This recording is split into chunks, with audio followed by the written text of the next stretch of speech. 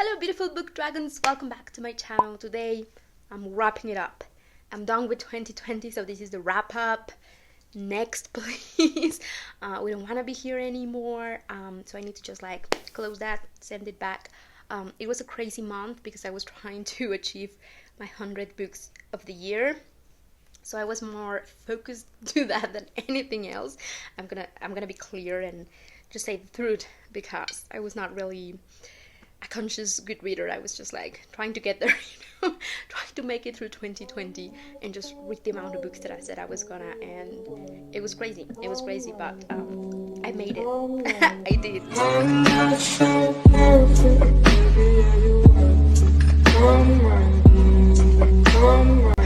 So a lot of these are really short stories, but I was also feeling like really Christmassy, and I just didn't want it to like sit there through all of the holidays reading a huge book or something. So I just picked like really cute short stories that I've been meaning to read throughout the years, and I never do, so I thought this is the perfect time to do so. So hopefully I will remember what all of these were about. So let's get started. The Adventure of the Blue Carbuncle, and this is such a difficult word for me to say, so I'm not gonna repeat it again. Cute little Christmas story. This is in the Adventures of Sherlock Holmes. It's just one of the little stories, so it was a quick read, but I did wanted to incorporate Sherlock Holmes into my Christmas because one of my favorite characters of all time. So and I always mean like whenever I'm rereading the Adventures of Sherlock Holmes, I'm like, this would be perfect for Christmas, and then I always forget, so it was really good to get that. So that was a reread. Cute, enigmatic. I think this is the essence of Sherlock Holmes. Like, this was so good. I love it. I think it's one of my favorite ones, actually.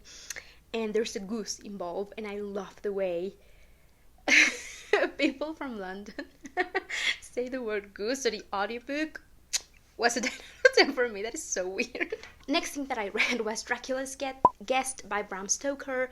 I finished Salem's Lot by Stephen King, and I just needed to reread Dracula, but I didn't have the time to reread Dracula, so I just read Dracula's Guest. This was a really good one. A Wizard of Earthsea by K. Lewin. Ursula K. Lewin. I really like this.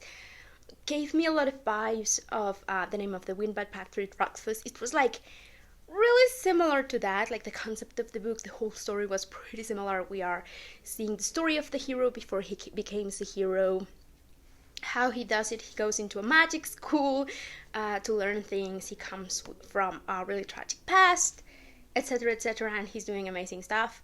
But it's a much shorter book, and if you didn't enjoy The Name of the Wind, I would totally recommend that one.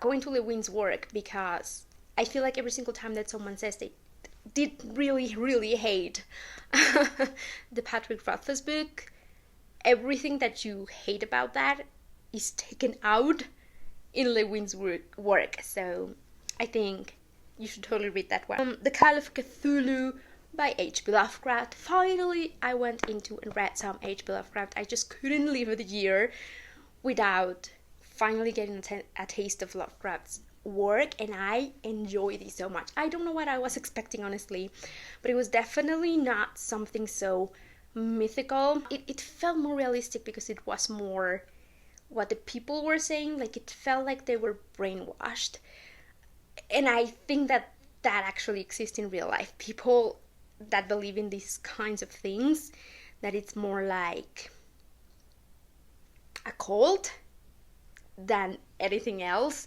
But of course this one was real, because Lovecraft, you know. But I really enjoyed that. The Time Machine by H.G. Wells. I went into an H.G. Wells craziness this month. I don't know why. The Time Machine, I really enjoyed it. I mean, there were doubtful moments, but I couldn't stop reading it. It was one of those books that I just needed to know what happens, and also such a crazy way of putting a time machine. Like, if you were to write a book about a time machine, you have your main character, he's a professor, he's amazing, he builds his own time machines, he goes into the future. What would he see? Now turn that upside down, and it's H.G. Wells' version, because I was definitely not expecting that. I don't think anyone is, so, but I quite liked it. And it's quite a bizarre story, so The Snow Queen by Hans Christian Andersen. This was supposed to be the inspiration for Frozen, and I thought perfect winter read. They were completely different. I couldn't see any resemblance whatsoever in the stories, but it was really cute. Especially, there are like 7 little short stories, and they all connect together. Particularly the first one, I loved it. Like, it really got me. It's super cute. I really enjoyed it. Like, I was rooting for these kids.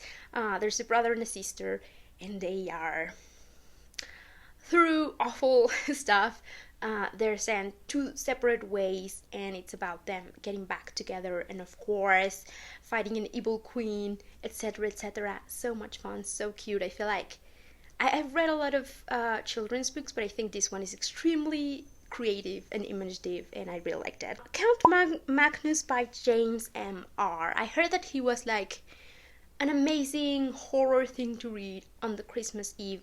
This was not Christmassy at all to me. It was horror, but it was not Christmas at all. I'm pretty sure you are all pretty familiar with these. It was okay. I think it was kind of boring at times, I'm gonna say. So not my favorite read of the month. The Ice Palace by Scott Fitzgerald. I love him, I'm gonna say. I didn't love this one. Again, a little short story that to me was really boring. You do get to see, like, socially the way people interact in that period of time, but it was filled with just expectations from going to someplace else, and then like the difference, I guess, from cultures mainly, but I was like not impressed. The Green Grotto by Lemony Snicket. This is book number 11. Oh my god. In a series of unfortunate events, you guys know if you've been here for a while, I'm buddy reading these with Rachel from Let Me in the Library, whom I absolutely love and adore, and we've been having such a great time reading these books. I didn't thought that I was going to become such a huge fan, but I am. Like, I am really into the series of unfortunate events books because they are amazing. This one in particularly, I feel like is one of my favorites. We really get to see more of the behind the scenes in the secret organization, and it's just so good. It's so good. If you don't know what I'm talking about, like, go look for the books because they're really, really good. The Nutcracker by Hoffman. Cute. Just cute. This was one of the things that I always wanted to read on Christmas, but I never did. I finally did it this year. I was not disappointed. I really enjoyed this read. It's just cute. It's just so cute. And at the end, you don't know, like, or at least I didn't. I guess it is really heavily implied that it was real, that the Nutcracker and everyone was actually, like, fighting with the mouse and whatnot. I mean, it's a kid's story. It's cute. Super unrealistic, but cute, you know? And I did really enjoy listening to them. I was like, oh god. Because you also see the parallels between, you know, what the girls is saying that is happening, and then this really creepy uncle, and it's just weird, and like it makes it a little bit, it gives you that sense of not really knowing what's happening because he's just being so creepy, and I really like that. Of course. Again, with the H.G. Wells, I listened to The Magic Shop, which was okay, but I don't feel like it's the best H.G. Wells that I've read. It was fun, it was cute, it was like a magic shop, but it was actual magic and it was real. And that was it. Like, it was not, I think, as elaborate, because it's a short story, I guess, but it was not as deep and elaborate as the other works that I've read. I did enjoy it though, so... The Door in the Wall, I did really like this one. Creepy. I don't know why, but I think that this guy is just so weird, and every single time that he has something like super urgent to do, he sees this door in the wall, and he's walked through it when he was little, and it's basically like paradise. But then he starts growing up, and he sees the door only when he's in a hurry to get someplace else, and so he cannot get into the door. And it's so interesting how he changes paradise for being on Earth, because he's like a politician, he's doing important stuff, you know, that he's not even completely enjoying, and he's passing the opportunity to go into paradise. And I really enjoyed this one because of that. So like I said, with more depth than the other stuff. So In the Tall Grass by Stephen King. Oh my god, this was co-written with Joe Hill, his son. This is the creepiest short story I've ever read in my entire life. It is so well done. I mean, I love Stephen King, number one. And number two, I can definitely see the elements of these two both guys working together. It just adds creepiness to the whole thing. I do have to say, trigger warnings, without having to spoiling, is like, if you don't like babies being harmed, skip this one. But it was such a bizarre, definitely magical thing where there's an evil rock that turns people evil, and they walk into here and things start moving in a weird way. And of course they get lost into this huge place, and they cannot see each other because the grass is really tall, into the tall grass, and it gets creepy. It gets really good. Just my thing for the Christmas, right?